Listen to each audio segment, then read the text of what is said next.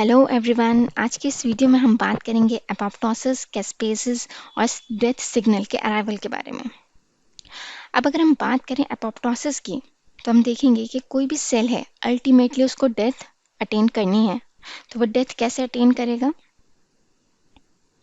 ये हमारा सेल है, ये अपने आप को छोटी छोटी एपोप्टोटिक बॉडीज में डिवाइड कर देता है और ये एपोप्टोटिक बॉडीज क्या हो जाती हैं? फेगोसाइटोस हो जाती हैं, यानी फेगोसिटिक सेल इन्हें डाइजेस्ट कर लेता है। तो ये जो स्टेप बाय स्टेप प्रोसेस हो रहे हैं और जिसके थ्रू एक सेल जो है वो डेथ अटेन कर रहा है, इसे कहते हैं एपोप्टोसिस। तो एपोप्टोसिस क्या होता है?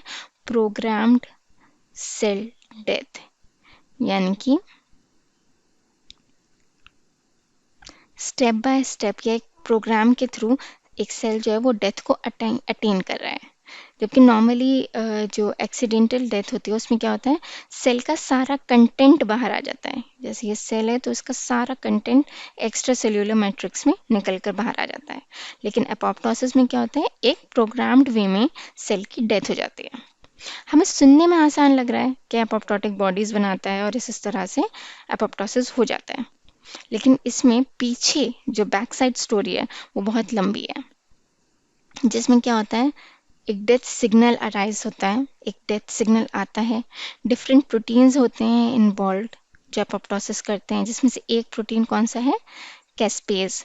इसके अलावा BCL2 या BC BCL2 जीन इन्वॉल्व होता है प्रोटीन्स बनाने में।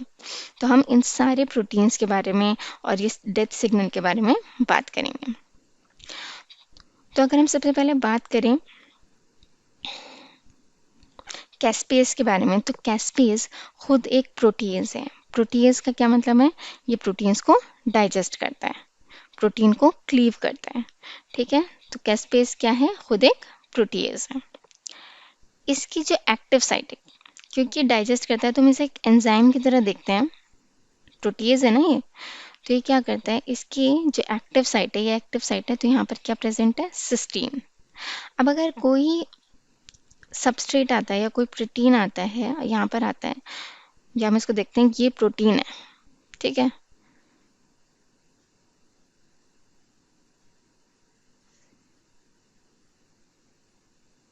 और ये प्रोटीन की पूरी एक चेन है।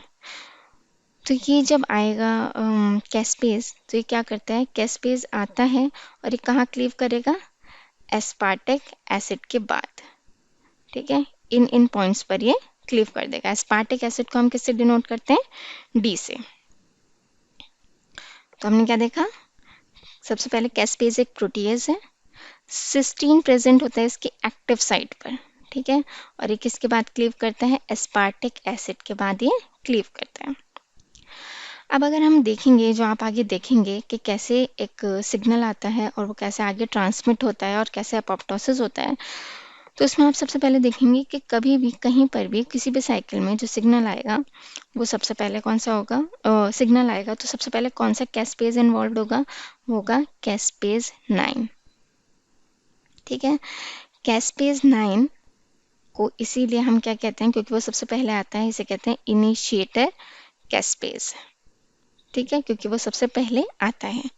फिर उसके बाद ये अपाफ 1 एक प्रोटीन है, एक साइटोक्रोम C जो माइटोकॉन्ड्रिया से आता है, इनके साथ मिलकर क्या बना लेता है?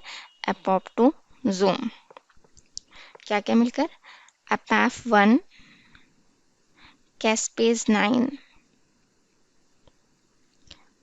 और साइटोक्रोम C मिलकर एक कॉम्प्लेक्स बनाते हैं, जिसे क्या कहते हैं? एपोप्टोजोम। ठीक है, और ये इसकी फिगर है। और ये कॉम्प्लेक्स एपोप्टोजोम आगे हेल्प करेगा एपोप्टोसिस में। ठीक है, नेक्स्ट एक और प्रोटीन की हम बात करेंगे जो हेल्प करता है, लेकिन यहाँ पर जो ये मैंने लिखा है BCL2, ये प्रोटीन ना होकर क्या है? एक जीन है।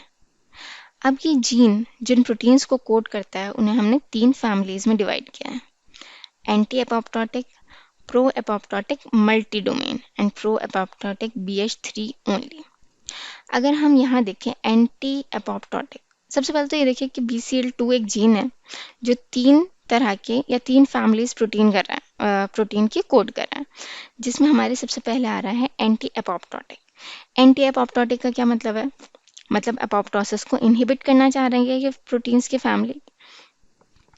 ठीक है, तो ये क्या करते हैं, ये किसी भी तरह से एपोप्टोसिस को रोकने की कोशिश करती है। कौन सी फैमिली?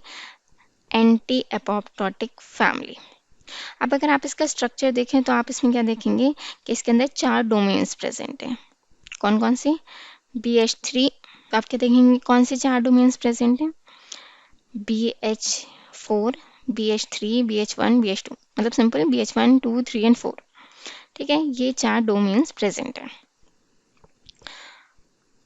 और इसको जो प्रोटीन कोड करता है उस प्रोटीन का नाम है, इसके अंदर जो प्रोटीन आएगा उसका नाम है BCL2। अब आप कंफ्यूज मत हो जाएगा कि भाई BCL2 जीन भी था और ये BCL2 प्रोटीन भी है। सबसे पहले तो आप ये देखिए, इसका B कैपिटल है। ठीक है, तो ये प्रोटीन क्या है? एक एंटी एपोप्टोटिक प्रोटीन है। BCL2 आपसे क्वेश्चन पूछा जाएगा BCL2 कैसा प्रोटीन है, तो कंफ्यूज मत हो जाएगा कि एंटी एपोप्टोटिक है या प्रो एपोप्टोटिक है, या BCL2 जीन तो BCL पता नहीं किसको कोड कर रहा होगा। नहीं, BCL2 जीन कोड कर रहा है एक प्रोटीन को BCL2 जो एंटी एपोप्टोटिक है। BCL2 जीन एंटी एपोप्टोटिक है। ठीक है, इसके अलावा एक और है BCLXL, लेकिन आपसे जो नॉर्मली पूछा जाएगा वो पूछा जाएगा BCL2। क्यों? क्योंकि ये जीन के नाम के साथ कोइंसाइड कर रहा है, या हम रिलेट कर सकते हैं ना, हम लाइकली है कि गलत आंसर लगा के आए। फिर इसके बाद एंटी एपोप्टोटिक के बाद आ जाता है हमारा प्रो एपोप्टोटिक। तो प्रो एपोप्टोटिक मल्टी डोमेन। अब आप इन दोनों के स्ट्रक्चर्स में देखिए, एंटी एपोप्टोटिक और प्रो एपोप्टोटिक। इसमें 4 डोमेन है इसमें 3 डोमेन है, और इसके 3 डोमेन इसके एंटी एपोप्टोटिक के 4 में से 3 डोमेन से मैच कर रहे हैं। तो इसलिए क्या है, मल्टी डोमेन। इसलिए यहाँ पर नाम दिया गया है क्या? Multi domain, pro apoptotic multi domain, क्योंकि इसके 3 डोमेन जो हैं वो मैच कर रहे हैं एंटी एपोप्टोटिक प्रोटीन से। ठीक है, और इसके अंदर जो हम एग्जाम्पल लेंगे वो लेंगे जो ये प्रोटीन फॉर्म करता है, यानी कि मल्टी डोमेन प्रो एपोप्टोटिक, वो जो एपोप्टोसिस करवा रहे हैं। और मल्टी डोमेन है, यानी कि डोमेन्स बहुत सारे हैं। तो कौन कौन से हैं? बैक और बैक्स, ये नाम आपको याद रहने चाहिए, बैक और बैक्स। ठीक है, नेक्स्ट है हमारा, ये भी pro apoptotic pro apoptotic protein है। ये भी प्रो एपोप्टोटिक प्रोटीन है, लेकिन ये इसमें क्या है, इसमें सिर्फ एक डोमेन प्रेजेंट है, BH3 ओनली। सिर्फ यहाँ पर ये BH3 डोमेन जो है ये प्रेजेंट है। ठीक है, तो ये BH3 ओनली के नाम से ही जाना जाता है, प्रो एपोप्टोटिक BH3 ओनली। इसके जो एग्जाम्पल हैं वो है बिड, बैड, नॉक्सा एंड प्यूमा बिन। ठीक है, तो आपको ये याद रखना है, प्रो एपोप्टोटिक BH3 में कौन से आएंगे? बिड, बैड, नॉक्सा, प्यूमा, बिम। ठीक है, नेक्स्ट, अब हमारे ये 2 प्रोटीन्स इंपॉर्टेंट थे जो हमें यहाँ पे पढ़ने थे। अब हम देख सकते हैं इनकी फंक्शनिंग, ये कहाँ कहाँ इन्वॉल्व है एपोप्टोसिस में। ठीक है, तो अगर हम नॉर्मल सेल की बात करें तो एक नॉर्मल सेल है, इसके इसके अंदर ये जो BH3 ओनली प्रोटीन है ये इनएक्टिव फॉर्म में प्रेजेंट है। ठीक है, क्योंकि बाहर से कोई सिग्नल नहीं आया, कोई डेथ का सिग्नल नहीं है, तो ये आराम से अपोप्टोसिस क्यों करवाएंगे जब कोई इनसे कह ही नहीं रहा, कोई सिग्नल ही नहीं आ रहा। ठीक है, तो ये इनएक्टिव फॉर्म में, ये एंटी अपोप्टोटिक जो है, ये एंटी अपोप्टोटिक और ये प्रो अपोप्टोटिक, ये दोनों भी आपस में मिले हुए हैं। ठीक है, इन्हें भी कोई फर्क नहीं पड़ता जब तक कोई सिग्नल नहीं आता। लेकिन अगर हम बात करें जब डेथ सिग्नल आ गया अपोप्टोटिक सेल में, ये डेथ सिग्नल आ गया, डेथ सिग्नल आने के बाद क्या होगा, BH3 जो कि क्या था, pro apoptotic BH3 only domain. ठीक है, तो ये क्या हो गया, ये एक्टिव हो गया।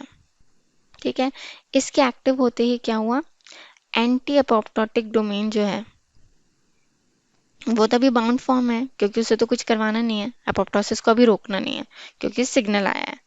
ठीक है, ये कब काम करेगा, जब हम कैंसर की बात करेंगे, तो ये रोकने की कोशिश करेगा। ठीक है, यहाँ पर अभी कुछ नहीं हो रहा है इससे। अब ये जो हमारा प्रो एपोप्टोटिक मल्टी डोमेन था, BH3 नहीं, मल्टी डोमेन, जिसमें 3 डोमेन्स प्रो एंटी अपोप्टोटिक से मिल रहे थे, वो वाला, वो क्या हो गया, यहाँ पर एक्टिव हो गया। ठीक है, पहले BH3 एक्टिव हुआ, फिर मल्टी डोमेन वाला प्रो एपोप्टोटिक एक्टिव हो गया, और उसके बाद क्या हो जाती है, डेथ। ठीक है, यानी इन प्रोटीन्स का एक्टिव होना, प्रो एपोप्टोटिक प्रोटीन्स का एक्टिव होना ज़रूरी है सेल डेथ करने के लिए। अब अगर हम इसकी पूरी साइकिल देखें, जब से सिग्नल आता है, तो यहाँ हम देखेंगे डेथ सिग्नल आ गया। ठीक है, डेथ सिग्नल आने से बैक्स जो है प्रो एपोप्टोटिक वो एक्टिव हो गया, यहाँ मैंने लिखा नहीं है, लेकिन ये यहाँ पर क्या हो गया, अब एक्टिव हो गया। बैक्स या बैक्स क्या था, भूल गए, मल्टी डोमेन। बैक्स और बैक किस में आते हैं, प्रो एपोप्टोटिक मल्टी डोमेन में। तो ये मल्टी डोमेन जो है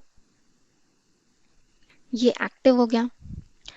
अब बैक्स जो है ये क्या करेगा, ये माइटोकॉन्ड्रिया की जो आउटर मेम्ब्रेन है,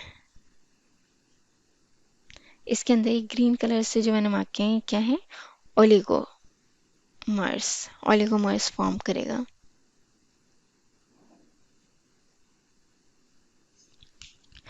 इन ओलिगोमर्स से क्या होगा, ये फॉर्म होने की वजह से जो साइटोक्रोम सी जो कहाँ प्रेजेंट होता है, यहाँ इसके अंदर इंटर मेम्ब्रेन में। ठीक है, इंटर मेम्ब्रेन कौन सी, जो दोनों मेम्ब्रेन्स के बीच में मेम्ब्रेन है, इंटर मेम्ब्रेन में साइटोक्रोम सी प्रेजेंट है, वो बाहर आ जाएगा, यहाँ से साइटोक्रोम सी बाहर आ जाएगा। इसके साइटोक्रोम सी के साथ साथ और क्या आएगा, इनहिबिटर ऑफ एपोप्टोटिक प्रोटीन, यानी कि जो इनहिबिटर्स हैं किसके, एपोप्टोसिस के, वो प्रोटीन्स बाहर आ जाएंगे। ठीक है, इनहिबिटर्स भी बाहर आएंगे, साइटोक्रोम सी भी, लेकिन अभी हम जो है इनहिबिटर का रोल नहीं पढ़ रहे, अभी हम एपोप्टोसिस करवाना है। ठीक है, तो ये इनहिबिटर्स भी बाहर आएंगे, साइटोक्रोम सी भी बाहर आएगा। साइटोक्रोम सी जैसे ही बाहर आएगा, ये अपैफ1, साइटोक्रोम सी जैसे ही बाहर आएगा, ये अपैफ1 के साथ मिलकर कैस्पेज 9 के साथ मिलकर क्या बनाएगा, ये तीनों मिलकर क्या बनाते हैं, एपोप्टोजोम, एक कॉम्प्लेक्स बनाएगा। ये कॉम्प्लेक्स क्या करेगा, प्रो कैस्पेज 3 को एक्टिव कैस्पेज 3 बना देगा। मैंने बताया था ना, कैस्पेज 9 के बाद ही सारे इफेक्टर कैस्पेसेस आएंगे जो नीचे एक्ट करेंगे, तो प्रो कैस्पेज से क्या हो जाएगा, एक्टिव कैस्पेज 3 बन जाएगा, और जिसके थ्रू क्या हो जाएगा, एपोप्टोसिस। ठीक है, तो ये साइकिल थी। सबसे पहले डेथ सिग्नल आएगा, बैक्स जो कि क्या है, multi domain pro apoptotic protein है, वो क्या करेगा, ओलिगोमर्स फॉर्म कर देगा आउटर मेम्ब्रेन में, जिससे साइटोक्रोम सी और IAP रिलीज होंगे। IAP के बारे में अभी हम नहीं पढ़ रहे हैं, तो साइटोक्रोम सी, अपैफ1, कैस्पेज 9 मिलकर क्या बनाएंगे, एपोप्टोजोम, और ये एपोप्टोजोम क्या करेगा, प्रो कैस्पेज को एक्टिव कैस्पेज 3 में कन्वर्ट कर देगा, और ये कैस्पेज क्या करेगा, एपोप्टोसिस करवा देगा। फिर इस एपोप्टोसिस में क्या होता है भाई, जो न्यूक्लियस है वो फ्रेगमेंटेड हो जाता है, उसके बाद छोटी छोटी एपोप्टोटिक बॉडीज बनती हैं, और उसके बाद वो फैगोसाइटोस हो जाती हैं, किससे, फैगोसिटिक सेल से। ठीक है, अब इस एपोप्टोसिस में एक इम्पॉर्टेंट बात है क्या, कि कोई सेल है, यहाँ पर हम एपोप्टोसिस की बात करें तो वो लिखा है मैंने यहाँ पर। ठीक है, अब कोई नॉर्मल सेल है, ये एक नॉर्मल सेल है। इस नॉर्मल सेल के अंदर आप ये देखेंगे, ये जो ग्रीन डॉट्स बनाए मैंने, ये मेम्ब्रेन के इनर लीफलेट पर प्रेजेंट होते हैं, क्या, फॉस्फेटिडाइल सीरीन। ये नॉर्मली सेल के इनसाइड रहते हैं, यानी कि इनर लीफलेट जो रहता है मेम्ब्रेन का, उस पर। ठीक है। लेकिन जब एपोप्टोटिक बॉडीज प्रेजेंट बनती हैं तो क्या होती है, ये जो क्या बोलते हैं फॉस्फेटाइल सीरीन है, ये इनर लीफलेट से निकलकर कहाँ जाता है, आउटर लीफलेट पर, बाहर की तरफ आ जाता है। तो ये फॉस्फेटाइल सीरीन जो है ये रिकॉग्नाइज करता है कौन, फेगोसिटिक सेल। ये जो फेगोसिटिक सेल है ये इन फॉस्फेटाइल सीरीन को रिकॉग्नाइज करेगा और इसको एनगल्फ कर देगा, और इस तरह से पूरा एपोप्टोसिस का प्रोसेस हो जाता है। आपको वीडियो अच्छी लगी हो तो please like subscribe my channel. Thank you.